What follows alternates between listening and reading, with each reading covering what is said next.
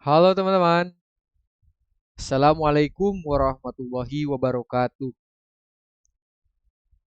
Kembali lagi bersama saya, Zulkifli Sabik, dengan NIM H21111044. Di sini, saya akan mempresentasikan tentang belajar menurut Ernest, atau menurut ahli Ernest. Belajar ini adalah proses perubahan perilaku yang relatif permanen sebagai hasil dari pengalaman dan latihan. Belajar melibatkan aspek kognitif, afektif, dan psikomotor dalam diri individu. Adapun definisi belajar menurut Ernest, yang pertama yaitu ada perubahan perilaku. Belajar menghasilkan perubahan perilaku yang relatif permanen dalam diri individu. Jadi belajar juga itu harus memberikan berdampak pada siswa itu ada perubahan perilaku. Nah, yang kedua ada hasil pengalaman. Hasil pengalaman ini yaitu perubahan perilaku yang terjadi sebagai hasil dari pengalaman dan latihan, bukan hanya karena kematangan ataupun perkembangan pada siswa. Yang ketiga, mencakup aspek kognitif, afektif, dan psikomotor. Belajar melibatkan perubahan dalam pengetahuan, sikap, dan keterampilan. Next.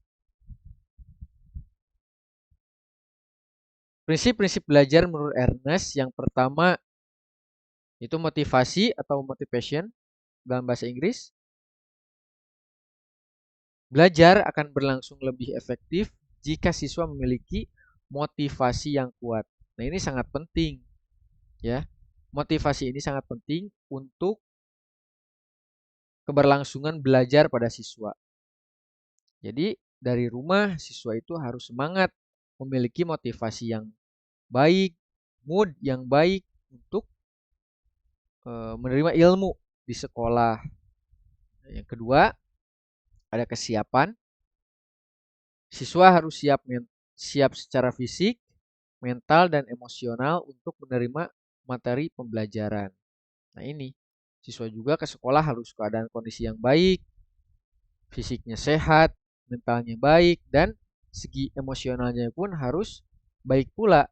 Karena apa? Untuk supaya pembelajaran itu bisa diserap oleh peserta didik itu. Terus yang ketiga, ada pengulangan atau repeat. Pengulangan dan latihan atau training yang teratur akan memperkuat ingatan dan pemahaman. Ya, ingatan dan pemahaman siswa.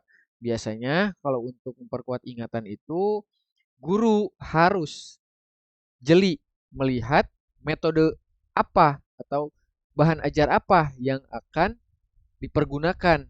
Khususnya misalnya ingatan. Berarti berkenaan dengan logika. Misalnya bisa dengan metode atau model pembelajaran project based learning, problem based learning seperti itu. Supaya anak-anak itu bagus. Begitupun pemahaman kognitif dan penalaran itu. Jadi supaya anak-anak itu memiliki ingatan yang bagus. Itu harus diasah dengan cara metode ajar tadi. Terus ada lagi implikasi teori belajar Ernest dalam pembelajaran. Yang pertama, menciptakan lingkungan belajar yang kondusif. Guru harus memastikan memiliki suasana yang nyaman dan mendukung belajar itu. Jadi, guru juga harus memastikan karena guru itu sebagai agent of change ya, perubahan dalam belajar apalagi di dunia pendidikan itu memastikan kelas itu bersih, jadi nyaman, anak-anak juga di kelas itu nyaman dan pembelajaran bisa terkonsep dengan baik dan ilmu juga tersampaikan kepada siswa. Yang kedua ada mendorong partisipasi aktif siswa. Siswa perlu dilibatkan secara aktif dalam proses pembelajaran bukan hanya sebagai penerima pasif. Jadi siswa juga kita sebagai guru harus mendorong atau merangsang siswa supaya aktif. Contohnya misalnya kita punya sedang memaparkan materi. Dan pemaparan materi kita juga berikan pertanyaan atau pertanyaan dan jawaban kepada siswa. Jadi berpusat kepada siswa. Jadi berikanlah waktu untuk siswa itu aktif dalam pembelajaran. Kita kasih pertanyaan, siapa yang bisa? Misalnya seperti itu. Menjawab pertanyaan ini. Jadi tunjukkan siswa itu memiliki partisipasi aktif di kelas. Jadi dorong juga jika ada siswa yang aktif, bertanya, menjawab, dan jawabannya bagus, nah itu berikan nilai atau poin yang bagus.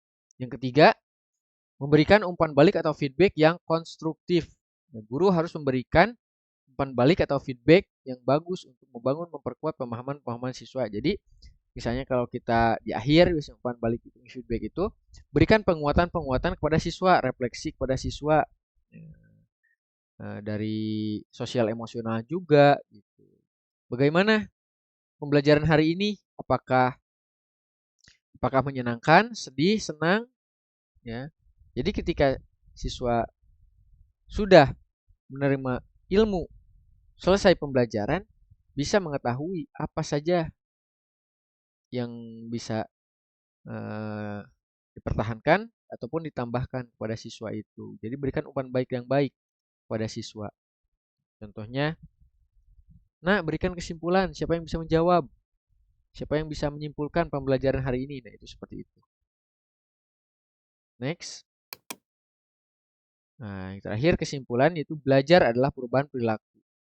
Yaitu ya, menurut Ernest juga tadi dipaparkan di awal, proses perubahan perilaku yang relatif formatif sebagai hasil dari pengalaman dan latihan. Itu. Terus ada belajar juga melibatkan aspek kognitif, afektif, dan psikomotorik. Belajar tidak hanya menyangkut perubahan dalam pengetahuan, tetapi juga dalam sikap dan keterampilan. Betul. Karena apa? Karena sikap itu sangat bagus, harus. Karena kita sudah berikan ilmu, tapi dorong juga supaya sikap siswa itu baik. Misalnya punya adab ya ketika di sekolah, ada guru, kita harus 3S, senyum, sapa, salam. Nah, itu diterapkan dalam setiap anak-anak. Tumbuhkan rasa sikap yang baik, adab yang baik kepada guru, orang sekolah, maupun rekan sejawatnya atau teman sekelasnya. Dan begitupun keterampilan, nah itu guru harus mendorong dan memberikan jadi fasilitator yang bisa berpusat kepada peserta didik dengan minat dan bakat siswa. Misalnya anak ini harus tahu, guru harus jeli. Misalnya jika anak ini mempunyai minat dan bakat di bidang ini, kita harus terus asah gitu. Misalnya di matematika, IPA, dan lain sebagainya, seni misalnya. Seperti itu. Jadi bisa diterapkan. Gitu. Yang ketiga ada prinsip-prinsip belajar harus diterapkan. Prinsip-prinsip belajar menurut Ernest seperti motivasi, kesiapan, dan pengulangan ya, dan mempertimbangkan dalam pembelajaran seperti itu. Jadi harus seperti itu. Ya, mungkin itu saja yang bisa saya sampaikan. Mohon maaf bila ada salah kata. Wabillahi taufiq wal hidayah, waridho wal inayah, wal afu minkum. Wassalamualaikum warahmatullahi wabarakatuh.